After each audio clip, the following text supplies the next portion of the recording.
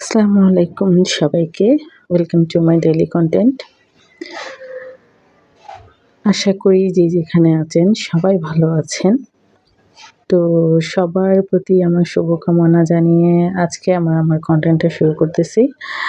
আজকে একটা বিশেষ রান্না করব, বাট আমার স্টাইলে। তো তার জন্য আমি আন্দাজ মতো তেল দিয়ে দিলাম। এরপরে হচ্ছে গিয়ে ১ চা চামচ মতো ঘি দিয়ে দিলাম। এরপরে হচ্ছে আম ৩-৪ টা এলাচ, ৩-৪ টা হচ্ছে লবঙ্গ, তেজপাতা আর হচ্ছে ৩ মানে ছোট, ছোট ৩-৪ টুকরা দারচিনি দিয়ে দিলাম।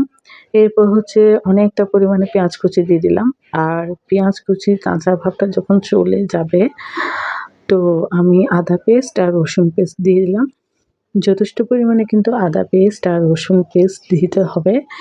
এই রান্নাতে কিন্তু পেঁয়াজ, রসুন, আদার পরিমাণ যত বেশি হবে রান্নাটাও তত মজা হবে। তো এই পর্যায়ে আমি আমার আন্দাজ মতো হলুদ গুঁড়ো দিয়ে দিলাম।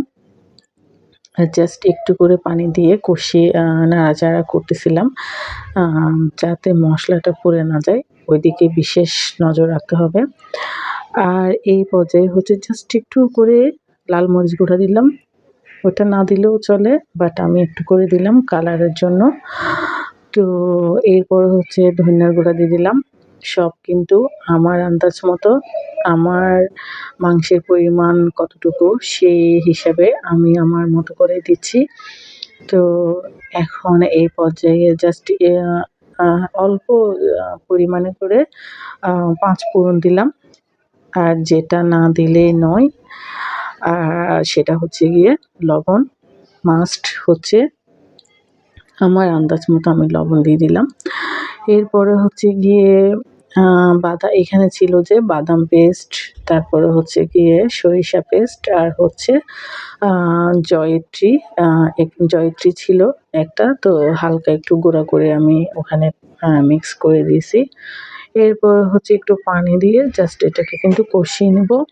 কষানোটা কিন্তু মেইন, মাস্ট ভালো মতো কষাতে হবে এটা। যেহেতু আমি আজকে গরুর মাংসের কুরমা রান্না করতেছি, তার জন্য কিন্তু এই মশলাটা একটু ভালো মতো কষিয়ে নিতে হবে। এখন আমি মাংসগুলো দিয়ে দিচ্ছি। এই রান্নাটা কিন্তু আমার হাসব্যান্ডের খুবই পছন্দ। তার জন্য কিন্তু আমি গরুর মাংসগুলো একটু বড় সাইজের রাখছিলাম। বাট আবার পরে আরও কিছু মাংস আমি একটু ছোট সাইজের করছি। তাও কিন্তু আছে, যথেষ্ট পরিমাণে বড় আছে। আম তো এই তো মাংসগুলা দিয়ে নেড়ে-ছেড়ে তো অনেকক্ষণ কিন্তু ওয়েট করতে হবে। আমি অফ ক্যামেরায় কয়েকবার কিন্তু নেড়ে-চেড়ে দিছি। পানি কিন্তু এখনো দেইনি। ওখান থেকেই যথেষ্ট পরিমাণে পানি বের হয়ে গেছিল।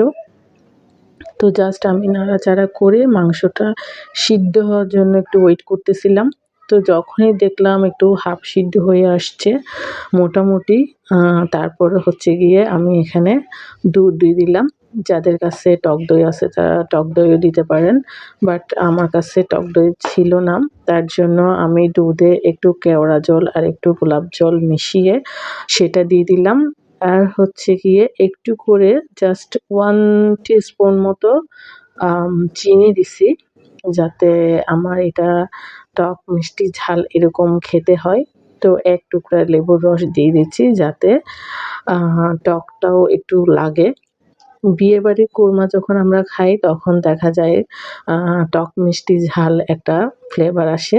তো আমি চাচ্ছিলাম যে ঠিক ওই ফ্লেভারটা যেন আসে। তো তাই জন্য আমি একটু লেবুর রস দিয়ে এবার একটু ঢেকে দিয়েছিলাম অনেকক্ষণ। তো মিডিয়াম আঁচে আমার কিন্তু মাংসগুলো হচ্ছে। তো এই পর্যায়ে দিয়ে দিলাম রাঁধুনি গুঁড়া মশলা। এই রাঁধুনি মশলাটা না দিলে আমার হয় না। এটা হচ্ছে আমার মোস্ট ফেভারিট একটা মশলা। যেকোনো মাংসের মধ্যে আমার কিন্তু এটা অল্প হলেও আমার দিতে হয়। তারপরে হচ্ছে আমার স্যাটিসফাই। তো যাই হোক, ওটা দিয়ে আমি নেড়ে-চেড়ে আরও অনেকক্ষণ পর্যন্ত রাখছিলাম। তো মাংসের মধ্যে আবার তেলের ভাগাটা না দিলে আমার হয় না। তার জন্য আমি এক সাইডে আ তেল দিয়ে অল্প পরিমাণে পেঁয়াজ পেঁয়াজ কুচি দিয়ে ব্রাউন কালার করে সেই তেলের বাগারটাই দিয়ে দিলাম। আর এই তেলের ভাগাটা দেওয়ার পরে কালারটা জাস্ট ওয়াও! ওই গানটার মতো জাস্ট লাইক ওয়াও! তো যাই হোক এই যে দেখেন আমার এত সুন্দর কালার আসছে প্লাস ফ্লেভারটা আর একটা সুঘ্রাণ আসতেছিল। খুবই মজা লাগতেছিল। ইচ্ছে করতেছিল এখনই ভাত খেয়ে ফেলি। বাট গোসল করব, নামাজ পড়ব, তারপরে ভাত খাবো। সেই পর্যায়ে আপনারা সবাই যে যেখানে আছেন ভালো থাকেন, সুস্থ থাকেন। সবাইকে শুভকামনা জানিয়ে আল্লাহ হাফেজ।